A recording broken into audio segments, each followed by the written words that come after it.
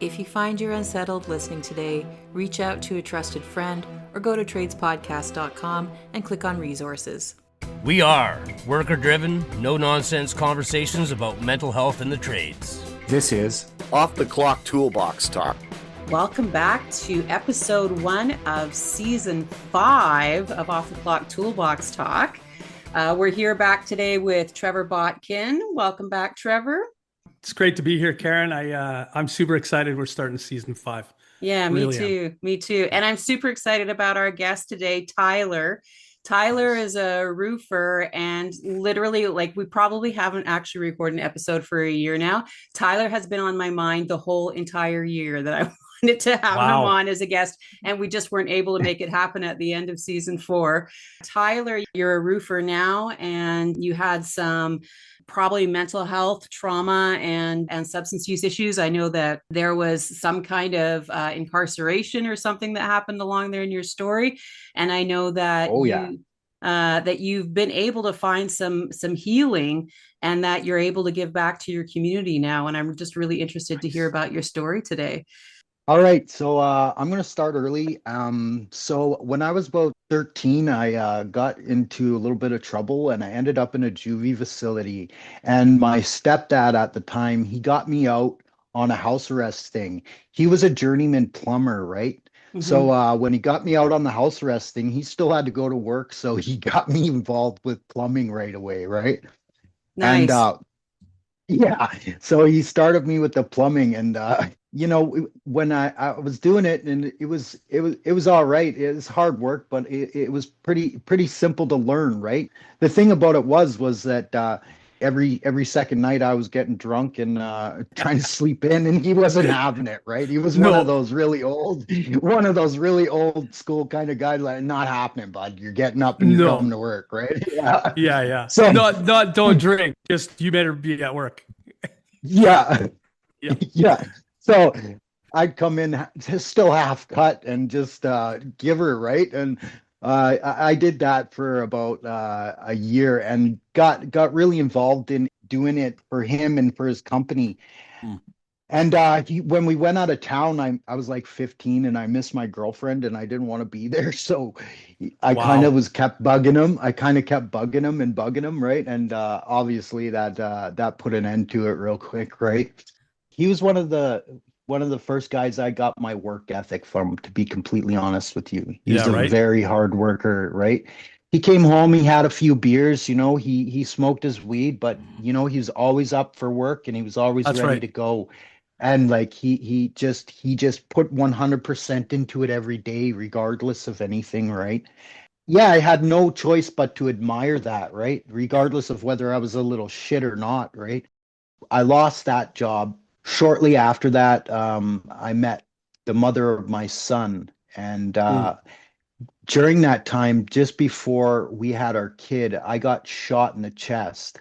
Jeez. And yeah, I lost a lung, and I ended up in the hospital. I didn't even realize that it happened, because when I woke up, I looked at the people surrounding me and I was just like, where are the police? And they all pointed towards the door, and I just pulled everything out and I walked out the door, right? Goodness. Yeah. So you didn't know you were shot? I knew I got shot. I just didn't know what happened, right? Okay. I didn't. And so I didn't understand. Wrong place at the wrong time, or did some of your life decisions lead you into that situation? Oh, definitely some of my life decisions, for sure, my friend. That's definitely definitely some life decisions in that one. They basically came to rob me at a hotel. So. Oh no. Yeah. 2 weeks later, I ended up in jail, and I got to meet the surgeon that saved my life. And how did he that asked feel? me what it was. It was really. I thanked him for saving me, and I thanked him for doing such a good job on my scar and on the surgery, right? And he asked me, what the hell were you thinking? Like, you lost a lung, you died 3 times on a table, and you needed to learn how to breathe again, man. Oh, wow. I'm like, I had no idea, you guys. I had no idea that that's what happened. right? So that's why I was like right away, I was like, oh my God, right? Mm-hmm. So I got 7 months. I got out just in time to see my son born. And when I see my son born, I knew I needed to change something, right? Mm-hmm. Yeah. So I got into demolition. That job is one of those jobs, you just gotta love it, right? Because you Yeah. just smash everything. It was one of those jobs that I really thoroughly enjoyed. And I had a crew of guys that like it was just they were really good dudes, right? Mm. For the most part, right? Everybody drank and everybody was coming in half cut, Yeah. everything, Right. right? But Mm-hmm. like, but like for the most part, everybody got their work done and everybody did what they needed to do, right? And you're not wrong, man. I remember being like working and just heaving over the side of the building, just throwing up or going to like worst case, going to lay down for 15 minutes in my truck, doing whatever I had to get through the day, but not showing up for work was not the answer. Yeah, you just it just you know what? People actually respected you for coming in that way back That's Yeah. then. right. Yeah. They Yeah. really did. They Absolutely. actually had respect for you for coming in that way. You know what I mean? They don't today. It No. doesn't work today. They don't like that today. But like back then, that was you got respect for doing that kind of stuff, right? Yeah. I was working that job. I did it for oh God, 2.5, 3 years. I can remember just about every demolition I did. And I remember going up into the roof, when there's a drywall roof, and he's asked me to go up into the rafters and stomp the Oh, sheets of plywood down with no rope, no nothing. no, dude, you got one lung. Yeah. Well, I back then Like, it didn't really matter. I was young, right? yeah, right? I wasn't thinking about any of that. I was just thinking No. I need to work, right? Yeah. Right. I I did the wasn't same, man. thinking Like, about the I'm not judging. I look back on the risks I took and the lack of ventilation and the lack of like safety gear around air quality. It's mad. Like, I kind of hate myself a little bit for it because at some point, I might pay a price. No, like back then though, the safety thing wasn't a big issue, no, right? uh-uh. Most guys really didn't care that much. It didn't even matter No. if you wore gloves, really. I've done every dirty little job, you know what I mean? Like it really Yeah. didn't Good for matter you. to me at the time. Yeah, I remember this one time with that demo job. It was a clothing store and it was in a mall and it was carpet pulling. And I can remember we ended up working till about 12 o'clock at night trying to pull this Jeez. carpet. It was coming up in little pieces. Oh, I hate And that. yeah, and like it was nasty. It was nasty. It was a nasty job.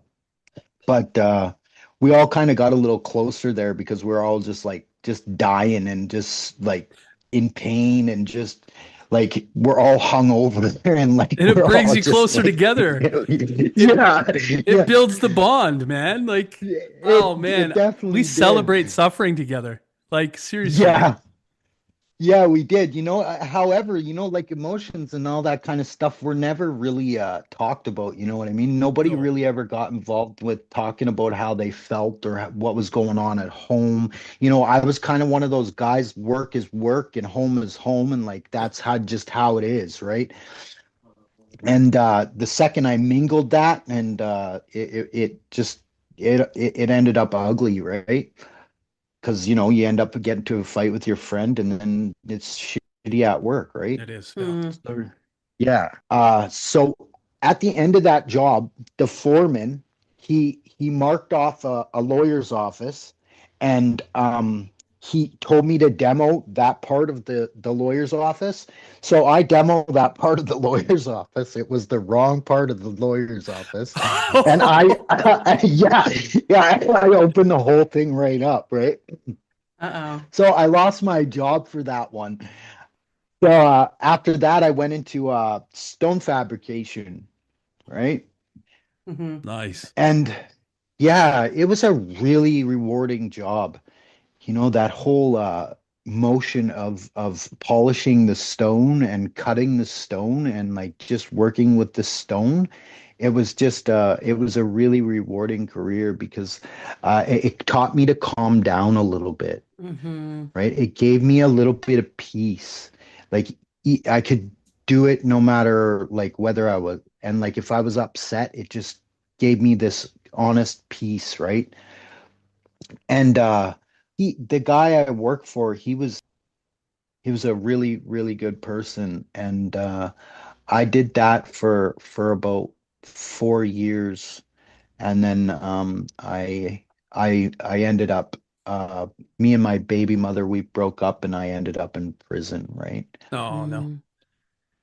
Hmm. Yeah, that job went really well. I got involved with a lot of the other trades with that job. Like we got to talking, things, it really opened up a lot of doors. And the people that like you put that stuff in their homes, they're just so, so happy to have it that It's artwork. they, That's what I yeah, was like thinking. It's artwork. Yeah. Yeah. yeah, they just so happy to have it and so happy to have it installed into their homes that it was just like incredible the way you could just talk with the people and the customers and and even the other trades just super like they just stand there and stare at you while you're doing it, Oh right? yeah. So during this time, I was still drinking on weekends and I was still doing still doing drugs and like I had a Mm. lot of problems from the getting shot. Like I had a lot of trauma issues and like Oh. I had a lot of undealt with trauma just due to my childhood and stuff like that too Mm-hmm. that I hadn't dealt with. I was in my head a lot at work, right? So that was like one of the most perfect jobs for me at Yeah. that time, right? And And it sounds like your head was a pretty shitty place to be. Like, was it kind of like torture to be stuck in your head, or would you just kind of get obsessed with going around in circles with your thoughts, or? so here's the thing. I'm really OCD. So Mm, um and I'm ADHD at the same time. So when I think about something, my first thought on the OCD side is a solution, and my ADHD is already moving on to the next subject, right? Oh So wow. I'm oh, already yeah. trying to find solutions to the problems that are arising in my head as they go, right? Yeah. It, Wow. it Did you and know that like at the time? Did you know that you had ADHD and OCD at the time? oh yeah, I'd been in I'd actually been in so back then they didn't have a lot of treatment facilities Yeah. and I got into a car accident when I was about 16 and somebody died and Oh. I ended up in a treatment facility, but it was a mental institution, Okay. right? Mm-hmm. And like they were able to identify the issues with me, right? And like the Nice. Mm. OCD and the ADHD and like how they work together, like and how it works, right? So it was And actually helpful. You actually experienced a oh mental institution that was helpful. I see I want to say yes, but that the truth of the matter is that Not really. honestly back then it didn't help to know those things. It really Mm. just made Okay. things a little bit worse. It was just more Um, information. It was just more information, And right? you didn't, I it was sounds like happy. it was beyond processing because of other circumstances. Most definitely it was. Most Yeah. definitely it was. That's fair. Yeah, Um, totally. so after that, like I ended up stopped going to work and then I got really involved in the drugs and I got Yeah. really involved back with crime because me and my baby mother broke up and I lost my kid and I was Oh, really devastated over the whole situation and Yeah. like I didn't want to feel the feelings I was feeling and I didn't want to feel the way that I felt and I didn't want to have to deal with any of the things that were going on. Yeah. So I just started using and I just started hiding and I just started running away from everything and it ran me right into a 9 year prison sentence. Mm. Um goodness gracious. That's significant. yeah, Yeah. that is a very significant, yeah. Um that I when I got in there, I got my schooling and wanted to sleep, to be completely honest with you. I didn't want to be awake anymore. Oh, I kind of just wanted to go to bed and I didn't want to wake up, right? Yeah. I It hear was you. one of those things. And I got really into using drugs that put me to sleep, right? Mm-hmm. Mm. So when I got out in December 2020, um, I started working at a temp agency. And when I worked at this temp agency, they recognized my hard work so much that they paid for me to go to construction safety officer training. What? Yeah, right. It was Yeah. beautiful. Yeah. And so I did the training and I passed the first time and they Nice. said it, yeah, the first aid was going to be the hard one and I passed the first time. So I started to do a little bit of construction safety officer and I thoroughly enjoyed it, to be completely Yeah. honest with you, but at the same time I was using, right? Mm. Mm-hmm. Because I'd gotten out of prison and I'd gotten addicted to drugs that were hard to come off of. Well, I don't know if you Yes. guys don't mind me telling you, like so it was down, so you ended Yeah. up using Fentanyl. fentanyl. So I was using Yeah. fentanyl on the site, right? And that Because I wasn't didn't want there to get 9 years sick. earlier. No, Like, let's just no, rewind a second and recognize how much the world changed. Like, you went in 9 years earlier. So, what is that, 2012? yeah, And there's no fentanyl. There's probably heroin. There's probably oxycodone is really popular, 80s. Yeah. And then yeah, you you go away for 9 years and come out in a pandemic, and yes, now everything revolves around fucking fentanyl. Yeah. There's a it fentanyl it pandemic did. as well. Jesus. Yes. Oh man.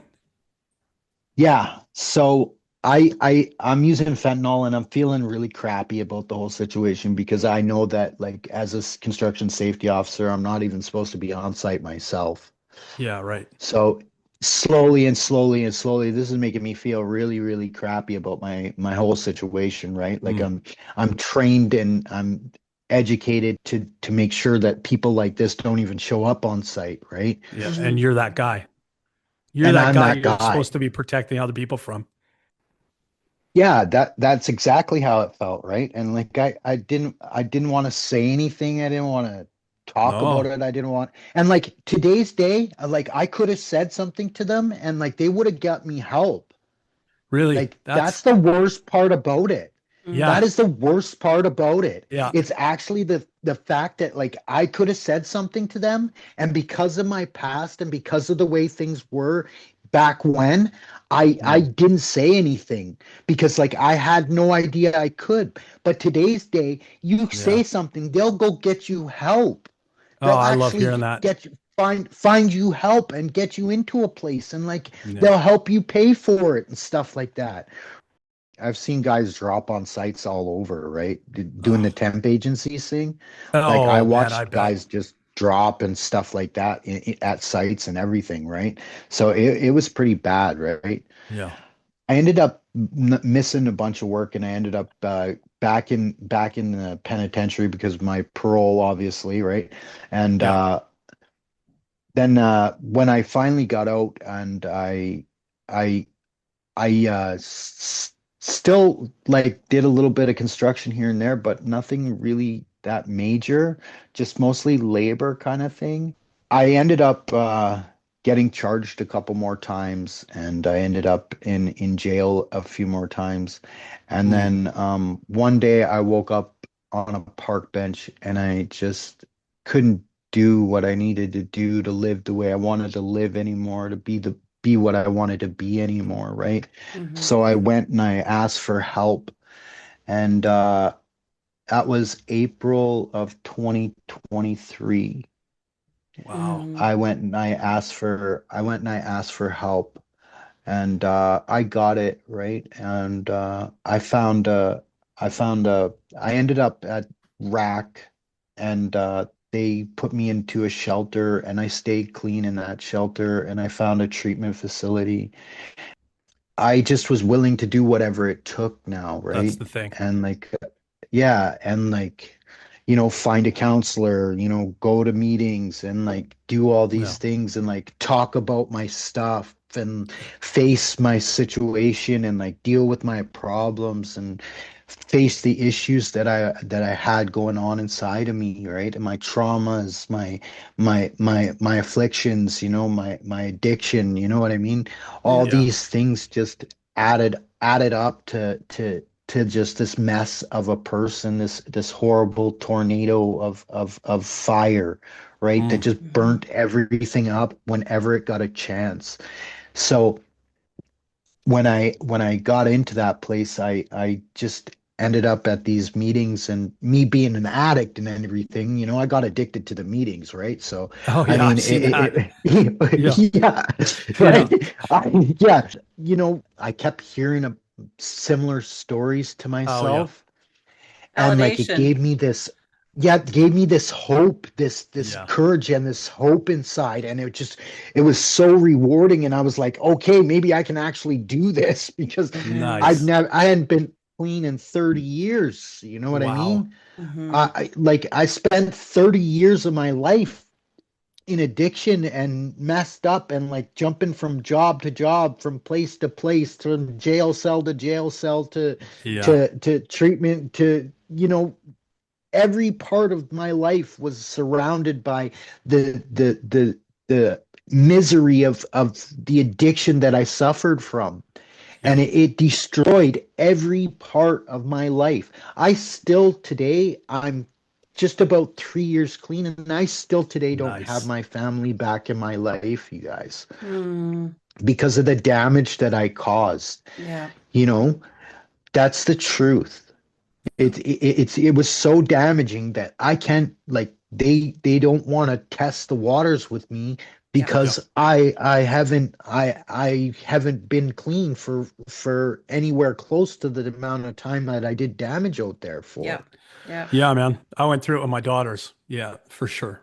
For Yeah. sure. And we've heard Yeah, that from our other contributors too. Like Yeah. that's the one that takes the longest. And Yeah. it wasn't for them, it was meant for me. hmm And I'm just hoping that they see the good that I'm doing in my life today and the things that I'm trying to accomplish in order to better myself every day in my yeah. life, right? I love that, Um, man.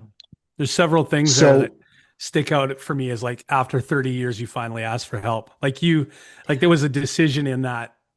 Like when you made the decision to ask for help. That's like, there's a choice in that. Like, I'm not going to suffer anymore. I don't want to do this anymore. Um, and then I love that you said, like, you don't do this for them. Like, with or without them back in your life, you're going to continue on this road, this path, like for whatever recovery looks like for you. And I think, I mean, that's all we can do, right? Like, I don't get a decision in other people's well forgiveness, I but I have to carry on. Well, that's exactly it. I have no control over them as people. And like in Yeah. my addiction, I felt like I had control over everybody, including Wow. myself. And that was the complete opposite of the whole Yeah. thing, right? I Show me the really have, evidence. Yeah. yeah, Yeah. I Right. really had no control over any situation, place, or people. And Yeah. the fact was that, like, at the end of this, I realized I have no control over people, and they're gonna do what they're gonna do, regardless of whatever I do, right? Yeah. So I just have to keep doing as good as I can in my life in order to be there for them, right? Yeah. Yes. When they do decide to come at me, when they do Yeah. decide to talk to me, because I know they have a lot of emotions, and I know that they have a lot of stuff they want to express to me, and I know they have a lot of things they want to get off their chest when it comes to me. And like, I just want to be strong enough to be able to handle that situation when they do come, Oh, right? Tyler, And like, I love it. I am, and I am now, right?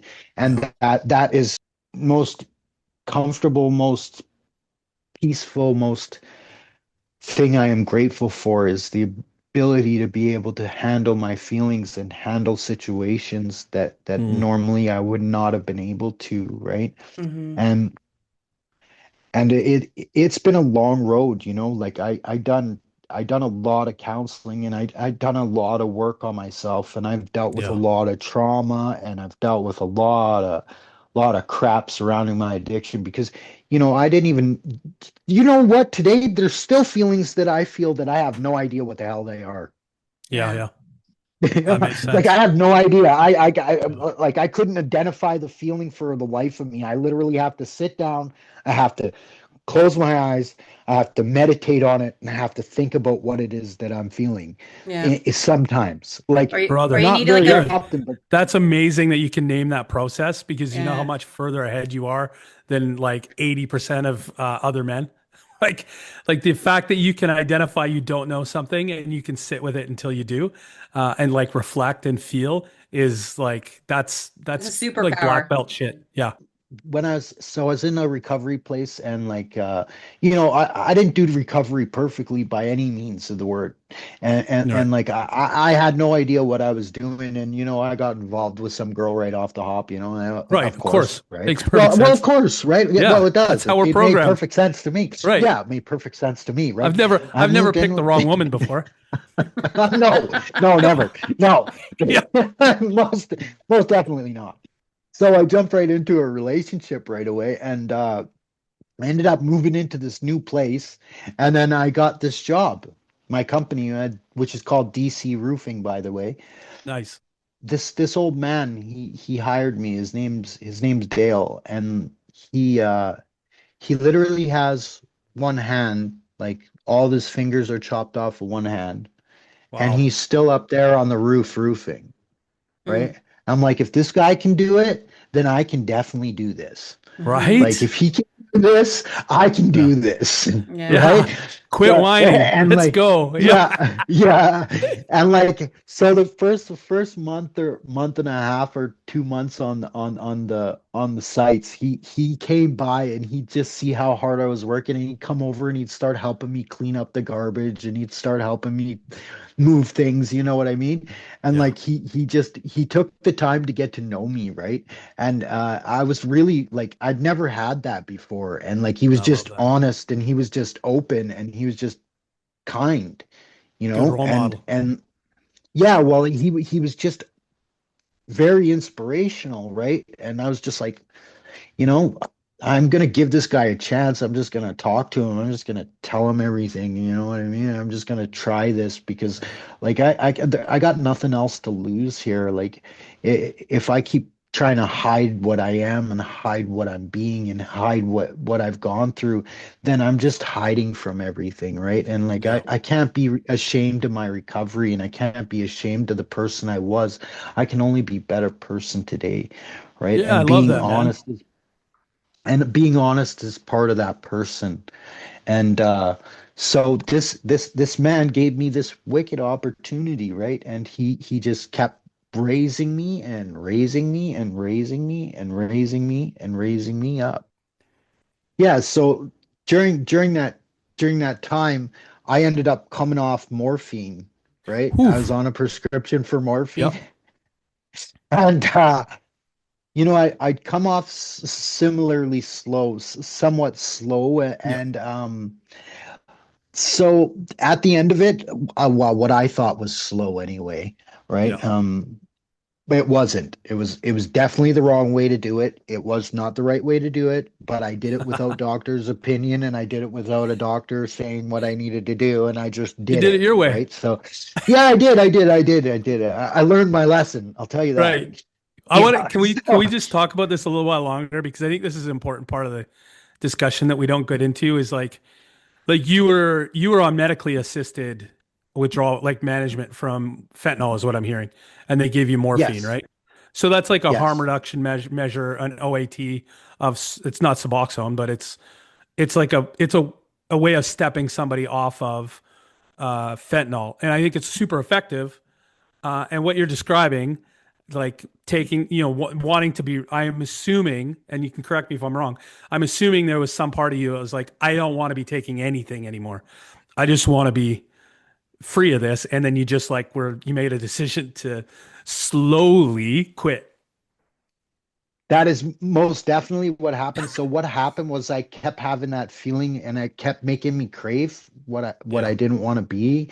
So Okay. I kept getting that craving. So I was like, I need to get off of this. And I just Wow. started weaning myself off, right? Okay. Oh, that's And amazing. not only that, And not only that, it was like, oh, I was standing at the door waiting for the frigging guy to come with the meds so that I could go to No. work. You know Yeah. what I mean? Hmm. And like Hmm. it just so like just everything about it just made me feel like I was Yeah. still doing what I was doing, Yeah, because you right? kind of are, right? Like and I get that. The reason I just wanted to stick to this for a second is because I've known two things. I've known people that have stigmatized, and I'm a 12 stepper, like I'm in NA, so I don't say this with malice, but within the rooms, there's a lot of pressure to like what sobriety means or like what being clean means, and I see guys get in their heads about their Suboxone, even like their OAT or their morphine that they Yeah. have to take as the doctor prescribes it, and then they feel ashamed, like they're still using, and they want to quit or they won't start, and so they're like, well, I don't want to get off one drug just to be addicted to another drug, and so they won't even start. Or they'll be on it, and I'm sorry, I don't know about you, but I've lost close friends because they decided they were going to quit their OAT cold turkey, and they ended up relapsing because they didn't have that Yeah. assist, and they lost their lives. And so I think there's just 100. so much stigma around it. But I get it. Like what I'm hearing is your pattern of waiting for a doctor to, or somebody to bring your stuff so you could go like that's me in a Walmart parking lot, fuck to a T, waiting for my cocaine, ketamine, and benzos to show up. Like That's like exactly it. what's But changed? Yeah, how, however, you know what? Sometimes it really, really does help people to get it off does. what they're on, and it really 100% helps it them does. to clear their mind a little bit and have that ability to get it some feeling back and to get some clarity in their life back. Yeah, And I to show feel up in like their it life. yeah, I feel like it's super important that people understand that like Yes. it's not something to be looked down upon. It's No, not something to be just tossed to the side, and it's not something to just take slightly. It's no, it's very important. important that you take your health seriously when it Yeah. comes to that drug, because that drug will kill you every time. Well, and I fentanyl's a literally game changer, right? Like I I you don't. I I I OD'd 16 times, man. Holy crap, Tyler. 16 times. When I was out there, I OD'd 16 times. Oh, Literally died and came back 16 times on the street. It jeez. just it's out of control. And Yeah. like if you get any time clean away from it, Yeah. the minute you go back out there and you try it again, you're done. You're You're done. dropping. Oh yeah, Yeah, you're dude. dropping. You're dropping. You're going down. Fuck. Like it's just ridiculous, and it's killing people left and right, and Yeah. people are actually seriously having troubles trying to get away from all of it, right? Yeah. Yeah. And Well, like because I it's a game changer. Like addiction's addiction across the board. Like I don't care if it's alcohol, cocaine, or whatever. They have different levels of grip on you. But to me, fentanyl is like that is a different one. It's a different breed. It gets its hooks in. Like and oxycodone was like kind of in the same area where it like dramatically changes brain chemistry, and getting off of it is not a matter of oh, counseling and some time. Like there is fundamentally a lot of work that needs to be done with physicians to wean people off of it, get them onto alternatives, and get them back up on their feet. Like it's serious business. I mean, I joked before, like I miss the days of safer drugs like heroin, right? Where there's some Mm. margin of error, right? yeah, yeah, most definitely. I get that. At least a lot of more people that I know would be alive today Yeah, because of that, right? yeah. And it's important that people realize that one is it's definitely one of those killers, right? Karen here. Just as Tyler was wrapping up his story, he ended up pulling back the curtain on things that aren't often spoken of: tradesman culture, mental health barriers, acceptance and responsibility after a devastating past. Join us for this intimate peek into the healing journey of Tyler's story, Part 2, The Aftershow, coming up next time on Off the Clock Toolbox Talk. Off the Clock Toolbox Talk is produced by Karen Jansen, Trevor Botkin, and our steering committee of men in the trades on the traditional ancestral, and unceded territory of the Coast Salish peoples. For more information, visit tradespodcast.com.